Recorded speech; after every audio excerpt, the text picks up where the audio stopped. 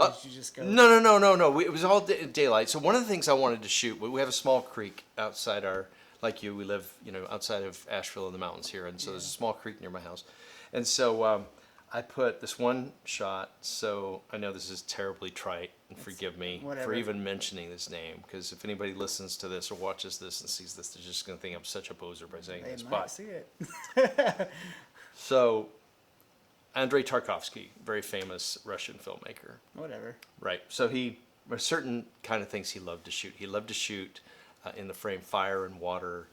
He in one of his very famous films called Stalker, he's got this scene where these guys end up in kind of this old, washed out factory or whatever. Anyway, his camera sort of floats over the water, and in the water there's all these things like, I don't know, I think there's money, and there might be a gun, and there might be a religious symbol or something. So in the creek, I grabbed a few, coins from my travels, and no gun, but bullet casings, and some coins, and I don't know, different things, some old black and white photos that we had recently found because we cleaned up my mother-in-law's. It's a nice homage. Right? So I thought, and I put it, and I have a little travel jib. So I put it on, and I just sort of set the shot so that we would travel along the water and see these under. Well, that was one of the shots, and it came back beautiful. Wow. In focus. I mean, we did that because you have to measure by distance. We set the you have to set the exposure with a light meter. Yeah. And we did that. We set some roses on fire. Nice. And we shot the afternoon sun through tall dry grass. There's an old, very old, broken down stone dam down near where my brother-in-law lives in Gastonia, and we shot afternoon sun with water coming over that. Nice. The other thing that was really fun is my son, who's now also a photographer. I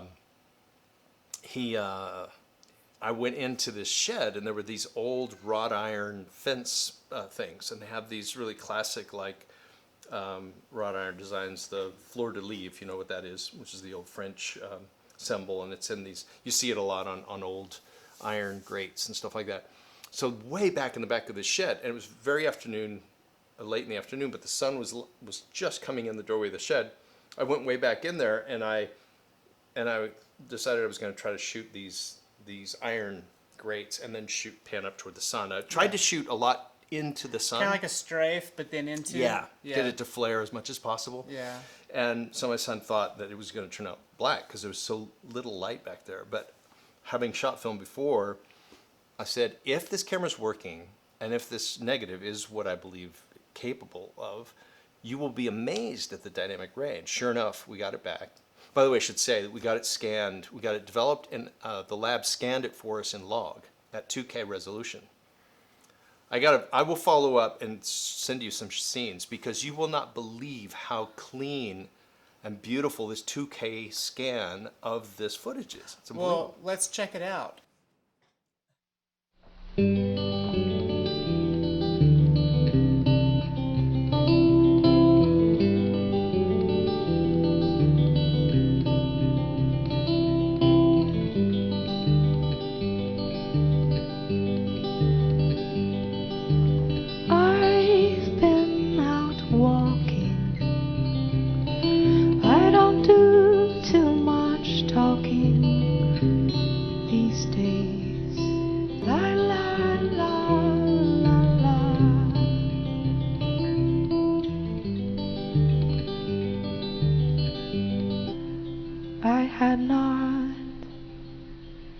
Forgotten them.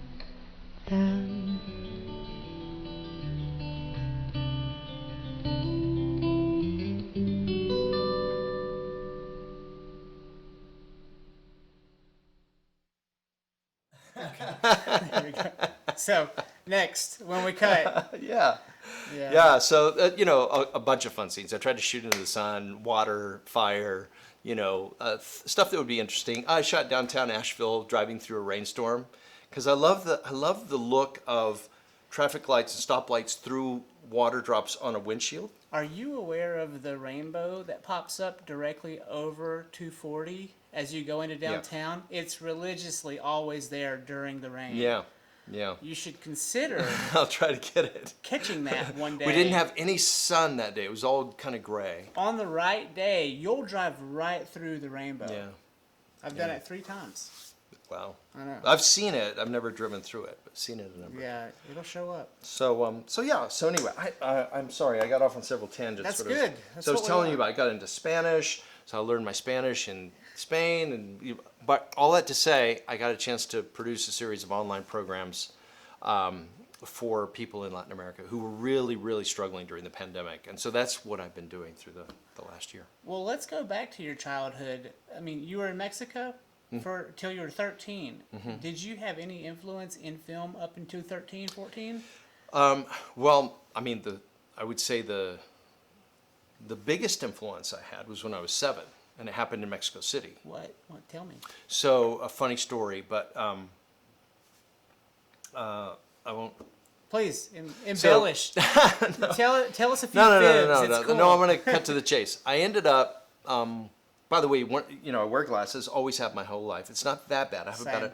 about a diopter to 2 diopters off. So just enough to like where it's just not sharp focus. But as a kid, I didn't wear glasses. I didn't know. How would you? How would I know, right? I was never taken to be tested, and my school rooms were small enough. I just thought the world was always slightly out of focus, after a certain distance. And so I went to the theater. This is the first time I can remember going to a movie theater when I was 7.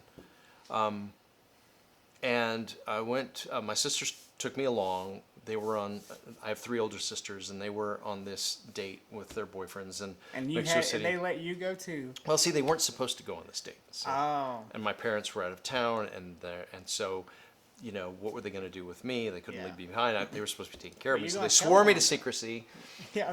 Okay. and took me to the movies. And the movie was Butch Cassidy and the Sundance Kid. Okay. Cool. And we sat at the perfect distance for my eyesight. So 3rd row. No, not that. I'm not that bad. No, it was about maybe a third back. That's how I watched Forrest Gump.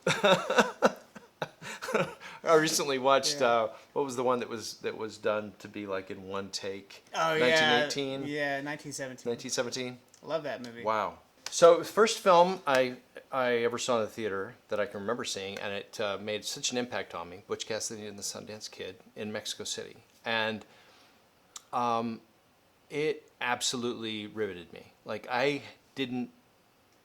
that was really kind of my discovery that there is this thing called movies and cinematography. And it wasn't even so much the story. It was just that there's this world Yeah.